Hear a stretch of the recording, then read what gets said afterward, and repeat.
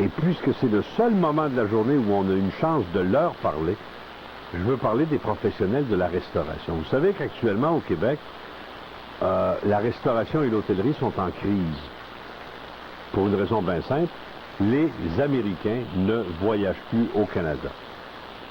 Les insultes du gouvernement canadien à leur président, n'oubliez pas que les Américains, ils peuvent voter contre le président, mais il ne faut pas que toi tu dises de quoi contre, parce que c'est leur président.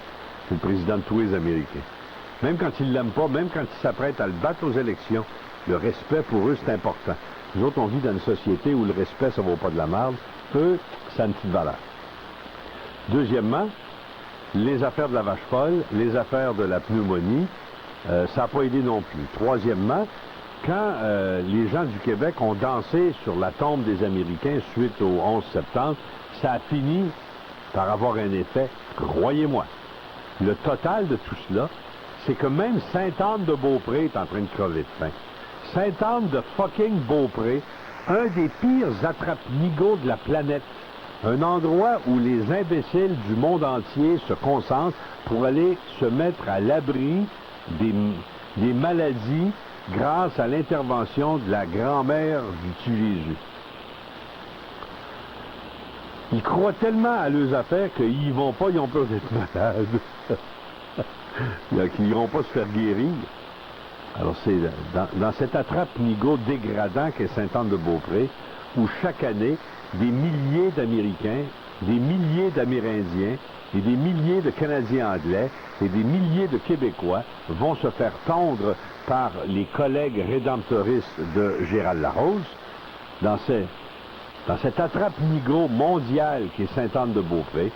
C'est la disette aujourd'hui. La neuvaine pogne pas, ça lève pas. Les touristes ne sont pas au rendez-vous pour être volés.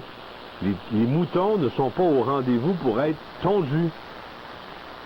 Alors au moment où la grandeur de l'industrie, ça chiale, ça pleure, ça souffre, les restaurants est en train de devenir légendaire. Je vous ai raconté à quelques reprises mon expérience avec des Québécois en Floride. Vous avez mangé pour 22 $ et vous ne laissez que 10 cents de pourboire. Alors, je ne reviendrai pas ici. Pourquoi je laisserais un pourboire? Mais c'est vrai au Québec aussi. Témoignage d'une jeune femme qui travaille dans un restaurant relativement à la mode de Sainte-Foy.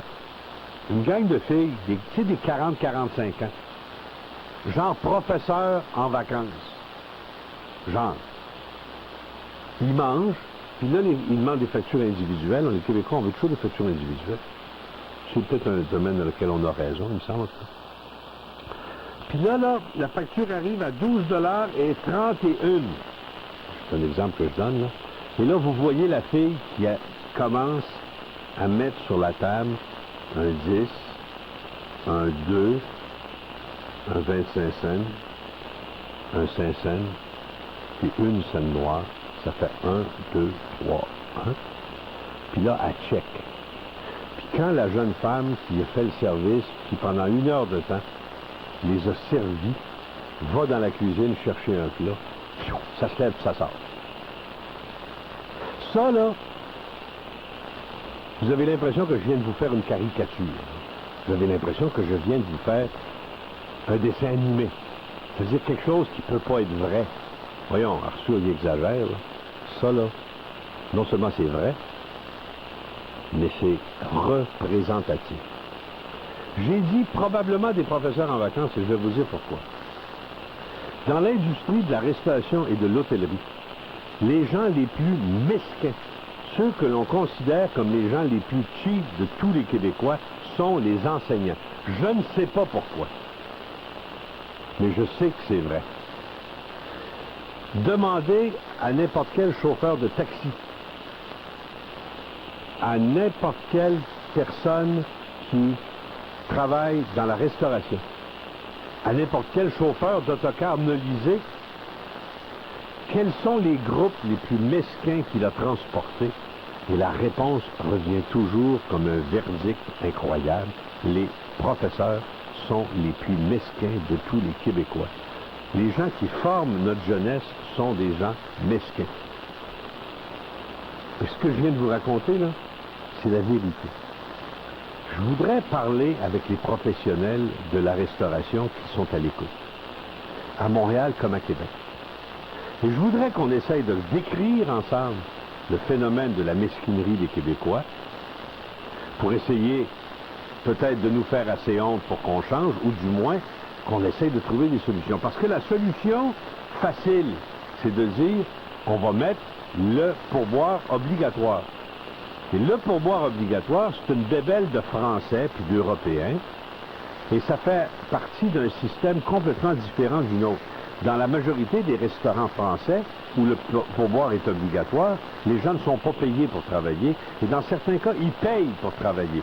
Les grands restaurants à Paris vendent les jobs, et les jobs se vendent et se lèguent de père en fils. Parce que le droit de travailler à un endroit, c'est le droit de faire des bons pourboires. Par conséquent, la personne qui travaille va même souvent acheter sa job. Ça n'a rien à voir avec le système nord-américain où on récompense le service par un pourboire, le service normal, un pourboire normal, le service cheap par un pourboire cheap et le service remarquable par un pourboire remarquable. Il n'y a pas à sortir de là. Mais ça, c'est peut-être aussi parallèle à la baisse de la qualité du service dans les restaurants québécois. Personnellement, cette année, là, j'ai vu une baisse par rapport à l'an dernier dans les restaurants que je fréquente. Et parfois, une baisse remarquable. Une baisse un peu épeurante. Des gens qui arrivent avec le mauvais plat au mauvais moment. Le service à la grecque. Vous avez une table de 5 personnes, elles arrivent avec 5 assiettes, puis là, ils font l'encan. Qui c'est qui a demandé le poulet de viande avariée? Ah, c'est vous, madame, le blanc. Qui c'est qui m'a demandé une brochette de bœuf qui sent la charogne? Ah, c'est vous, monsieur. Voilà. Puis là, qui c'est qui m'a demandé de la viande qui trempe dans la sauce de salade?